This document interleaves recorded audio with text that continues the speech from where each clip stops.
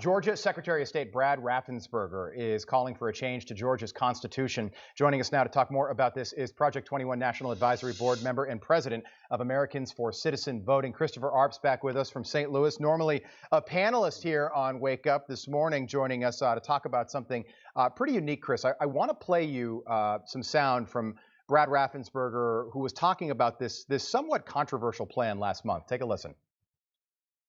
Perhaps better than most, I know better that there's not much that political parties agree on when it comes to elections. But there's one thing that should be non-controversial, and that is that only American citizens should be voting in our elections. Making sure that only American citizens vote was my top priority when I ran for Secretary of State in 2018. And that is why I'm calling on the General Assembly to put a constitutional amendment on the ballot next year. We should note that he's running against Jody Hice to keep his position as Secretary of State right now in the Peach State. But Chris, I don't think most people even realize that there are places in this country where non-citizens can vote right now. Why is this happening?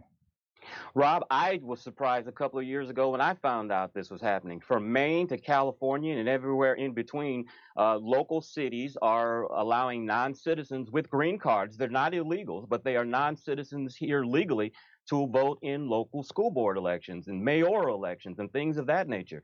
And we just feel that as president of Americans for Citizen Voting, that we're happy that you've come to this country and you want to enjoy the fruits of your labor here.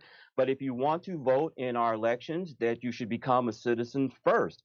I mean, even there in New York City, they are having public hearings right now to allow non-citizens to vote. In Winooski and Montpelier, Vermont, they allowed non-citizens to vote. And even in San Francisco, which shouldn't be too much of a surprise, they are allowing non-citizens to vote in local school board elections. And so we had this press conference yesterday with Secretary of State Raffensperger. He signed our petition to allow to have the legislature put this on the ballot to let the people decide if they want non-citizens voting in their election. This blew my mind. It's interesting, Chris. I was just looking at this. We are in New York City, in Midtown here at Newsmax. This is where our studios are. There is a bill, you just brought it up, that's got a supermajority in the city council that would allow non-citizens to vote here in the state of New York. I consider myself somebody who's pretty plugged in. I had no idea that was the case. Why is it so important for just U.S. citizens to have the right to vote?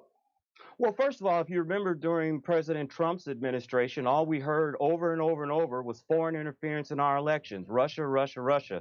Well, Rob, I think allowing non-citizens to vote in our elections is foreign interference in our elections.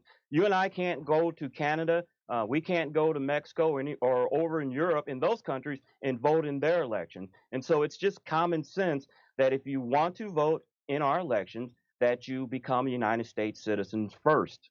Chris, just 10 seconds. How many people are we talking about nationwide? How many non-citizens are currently able to vote?